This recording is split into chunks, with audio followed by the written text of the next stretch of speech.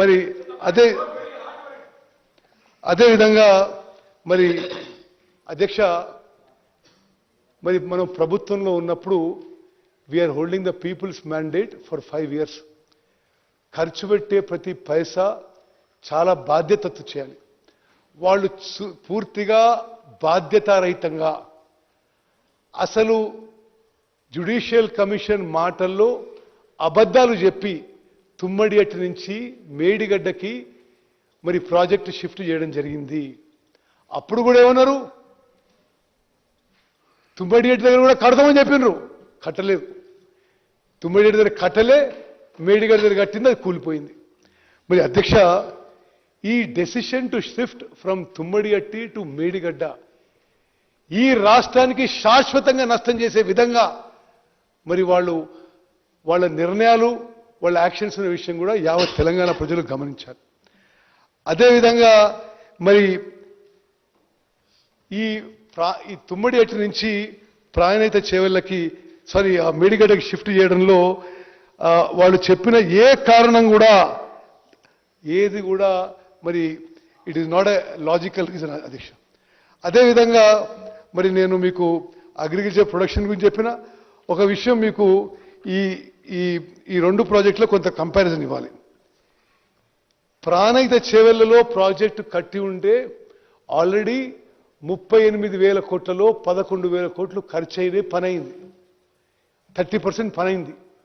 అంటే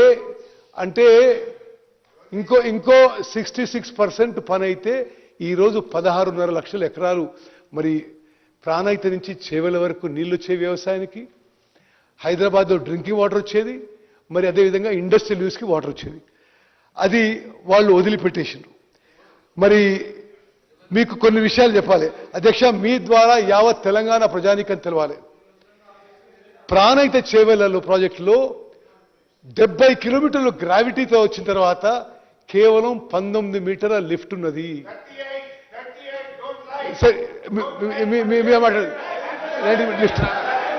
అదేవిధంగా కాళేశ్వరం ప్రాజెక్టులో హరీష్ రావు గారు మీరు మాట అవసరం లేదు, మీరు కట్టిన ప్రాజెక్ట్ కూలిపోయింది, మీరు మాట ఎట్లా? ఓకే. అదేవిధంగా టోటల్ పవర్ డిమాండ్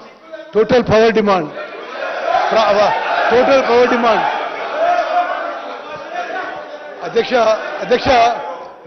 సాధారణంగా ఎవరైనా తప్పు చేస్తే దానికి సిగ్గుపడతారు. అరే తప్పు చేసిండ్రు, మీ వల్ల కూలిపోయింది, మీరే దబాయించు. ఇది విచిత్రంగా ఉంది.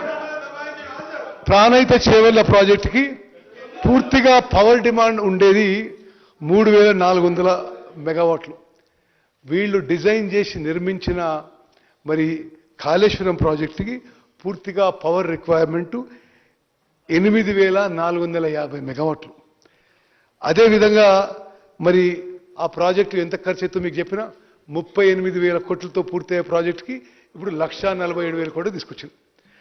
అదేవిధంగా మరి వాళ్ళ హయాంలో అంటే ఆ కాళేశ్వరం ప్రాజెక్టు నడపడానికి ఎంత కాస్ట్లీ ఉంటుందంటే మీకు చెప్తున్నా, అసలు ఆగిపోయింది. ఇప్పుడు ఆగిపోయిన ప్రాజెక్టులో కూడా ఇప్పుడున్న పవర్ డ్యూస్ అంటే నడిపించిన పంపులకి పవర్ డ్యూసు కాళేశ్వరం ప్రాజెక్టుకి ఇప్పుడు ఇరిగేషన్ శాఖ కాళేశ్వరం ప్రాజెక్టులో నీళ్లు లిఫ్ట్ చేసినందుకు ఇరిగేషన్ శాఖ ఎలక్ట్రిసిటీ శాఖకి కట్టాల్సిన అమౌంట్ 9,735 కోట్లు.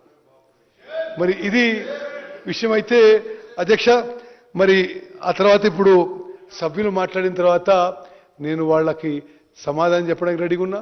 ఈ విషయంలో ఈ రాష్ట్ర చరిత్రలోనే ఇది అత్యంత దురదృష్టమైన సంఘటన. స్వతంత్ర భారతదేశంలో ఇటువంటి మ్యాన్మేడ్ యాక్సిడెంట్, ఇటువంటి ఫైనాన్షియల్ డిజాస్టర్, ఇటువంటి కెటాస్ట్రఫీ ఏ రాష్ట్రంలో జరగలేని చెప్పి విషయం మనం చేస్తూ మరి జస్టిస్ ఘోష్ కమిషన్ ఆఫ్ ఎంక్వైరీపై మరి చాలా స్పష్టంగా అందరికీ కూడా మేము ఆ ఫుల్ రిపోర్ట్ కూడా ఇవ్వడం జరిగింది. మరి మీ అభిప్రాయాలన్నీ ఇన్న తర్వాత ముఖ్యమంత్రి గారు మరి ముందస్తు కార్యాచరణ యాక్షన్ ప్లాన్ కూడా ప్రకటిస్తారని చెప్పి నేను మనం చేస్తాను. ధన్యవాదాలు.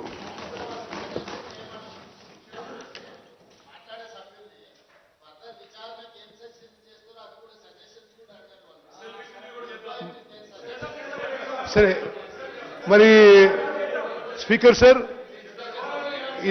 అంటే నేను స్పీకర్ సార్ నేను అంటే నేనేమి గొప్ప చెప్పుకోవడం కానీ నేను ఒక ఎలక్టెడ్ రిప్రజెంటేటివ్ 7 సార్లు గెలిచిన ఇంత పారదర్శకంగా ఇంత ట్రాన్స్పరెంట్గా ఇంత డెమోక్రటిక్గా ఏ ప్రభుత్వం ఉండదు. మీ అభిప్రాయం కూడా తెలియజేయండి. ఆ తర్వాత మొత్తం డిబేట్ తర్వాత మరి ప్రభుత్వం యొక్క వే ఫార్వర్డ్ యాక్షన్ ప్లాన్ ప్రకటిస్తాం. శ్రీ హరీష్ రావు గారు ఫస్ట్ మాకే ఇస్తుంది సార్. Thank you. 30 నిమిషాలు